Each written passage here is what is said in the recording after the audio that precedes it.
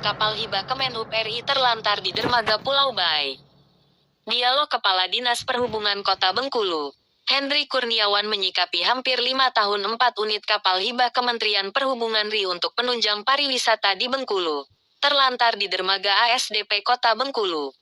Dijelaskan Hendri Kurniawan memang Perhubungan Kota dan Perhubungan Provinsi Bengkulu mendapatkan 4 unit kapal hibah dari Kemenhub RI.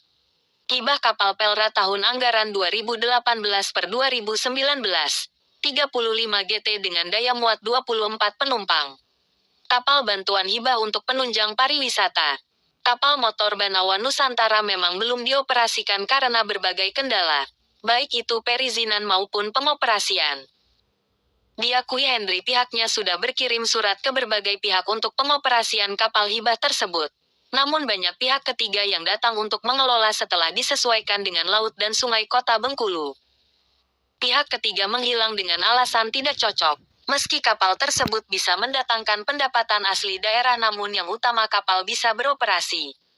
Namun tetap saja belum ada rekanan yang mau. Disampaikan Hendri juga proyek Kemenhub RI tahun 2018/2019 tersebut diberikan merata seluruh provinsi di Indonesia termasuk Provinsi Bengkulu.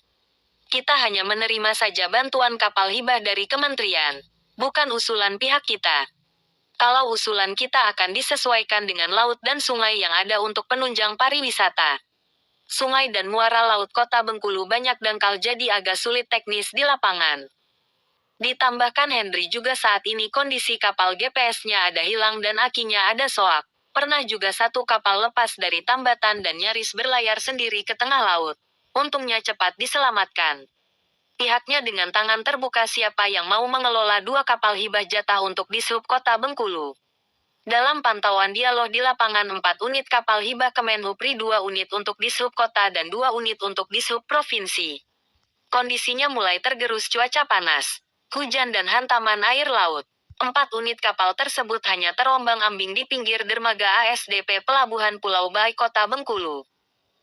Sejumlah nelayan yang akan melaut ketika ditanya soal kapal yang tertambat hampir 5 tahun di dermaga ASDP Pelabuhan Pulau Bae, mengaku kapal garis bawah kapal tersebut hanya menjadi proyek Kementerian Perhubungan RI, diberikan ke daerah tanpa kajian sehingga kapal yang dibeli dari uang negara menjadi mubazir.